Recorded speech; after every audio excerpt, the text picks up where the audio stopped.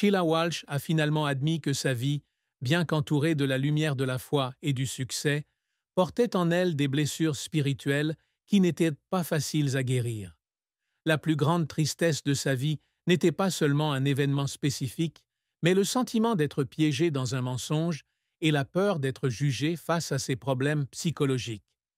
J'avais l'habitude de penser que si j'admettais que je souffrais de dépression, les gens penseraient que je n'avais pas assez confiance, a-t-elle écrit dans son livre It's Okay Not to Be Okay, publié en 2018.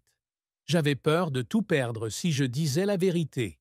Cette tristesse remonte à 1992, lorsqu'elle a été hospitalisée dans un service psychiatrique après avoir caché pendant des années sa dépression et son anxiété. En tant que star de la communauté chrétienne, ayant co-animé The 700 Club avec Pat Robertson et joué devant des milliers de spectateurs, Sheila s'est sentie obligée de maintenir l'image parfaite d'une femme forte et pleine de foi. Mais à l'intérieur, elle s'effondrait. J'avais l'impression de vivre un mensonge, a-t-elle partagé lors d'une conférence en 2019 à l'Université Liberty. Admettre la vérité sur sa santé mentale a été un tournant, mais aussi une source de profonde douleur, car elle craignait que la communauté qu'elle aimait ne lui tourne le dos. Cette tristesse devient encore plus intense lorsque Sheila se souvient de son enfance en Écosse. Née dans une famille chrétienne, elle a grandi avec l'amour de Dieu, mais a également dû faire face à la perte très tôt. À l'âge de 7 ans, son père, pasteur, est victime d'un accident vasculaire cérébral et décède après un long séjour à l'hôpital. Je me souviens avoir prié tous les soirs pour que mon père soit guéri, mais il est quand même mort, raconte-t-elle dans son livre de 2021, Holding on when you want to let go. Cette perte l'a non seulement amené à remettre en question sa foi, mais lui a également laissé un profond sentiment de solitude. Sa mère, une femme forte mais stricte, a dû élever seule Sheila et ses frères et sœurs, lui donnant l'impression qu'elle devait grandir rapidement. J'ai appris à cacher ma tristesse très tôt, car je ne voulais pas être un fardeau pour ma mère, a-t-elle partagé dans une interview accordée à Christianity.com en 2023. Le souvenir de son père et la pression d'être forte sont devenus une partie de sa plus grande tristesse, une blessure qu'elle a portée avec elle pour le reste de sa vie. Cette tristesse est amplifiée par la pression de la réputation et des attentes de la communauté chrétienne. Lorsque Sheila est devenue conférencière pour Femmes de foi en 1997, elle a été admirée par des millions de femmes pour sa sincérité et sa capacité à inspirer.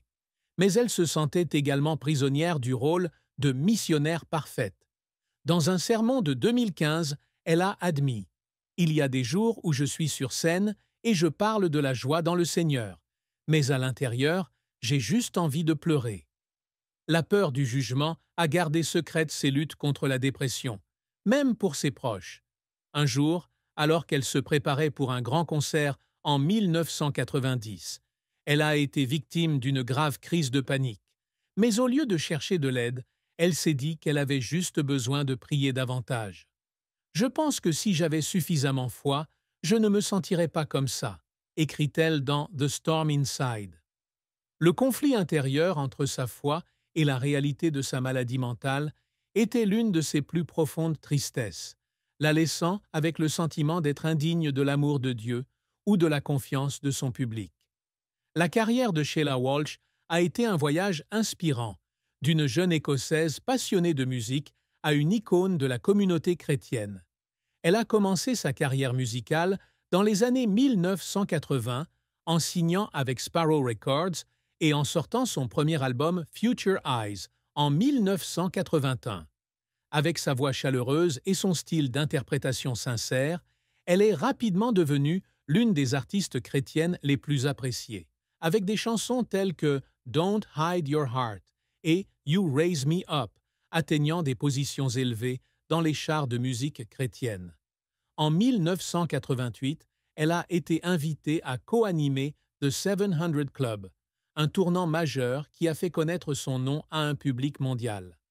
Ce rôle lui a non seulement permis de diffuser son message de foi, mais lui a également ouvert des opportunités de se produire dans de grandes salles comme le Madison Square Garden en 1990, où elle a attiré plus de 20 000 spectateurs. Après sa dépression nerveuse, en 1992, Sheila s'est tournée vers l'écriture et la prise de parole en public, où elle a trouvé un moyen de se connecter plus profondément avec son public. Son premier livre, Honestly, 1996, sur sa lutte contre la dépression, s'est vendu à plus de 100 000 exemplaires au cours de sa première année et est devenu une source d'inspiration pour beaucoup. Elle a ensuite écrit plus de 20 livres, dont The Storm Inside, 2014, Heartache No One Sees, 2004, et 5 Minutes with Jesus, 2015, qui soulignent tous l'importance d'être fidèle à soi-même et de faire confiance à Dieu. Son rôle de conférencière auprès de femmes de foi depuis 1997 l'a amenée dans plus de 30 pays, où elle a partagé avec des millions de femmes comment surmonter la souffrance et trouver la joie. Elle anime également, mercredi, The Word on Life Today et Heart to Heart avec Sheila Walsh, poursuivant sa mission d'inspiration à travers la télévision. Cependant, la carrière de Sheila n'a pas été sans revers et défis. Dans ses jeunes années, elle a été critiquée pour son style musical trop émotionnel, certains critiques affirmant qu'elle ne correspondait pas à l'image traditionnelle d'un artiste chrétien. L'album War of Love de 1983, bien que populaire auprès du public, n'atteint pas les ventes escomptées, la faisant douter de son talent. J'avais l'habitude de penser que je n'étais pas assez bonne, que Dieu avait choisi la mauvaise personne, a-t-elle confié dans une interview accordée au magazine CCM en 2000.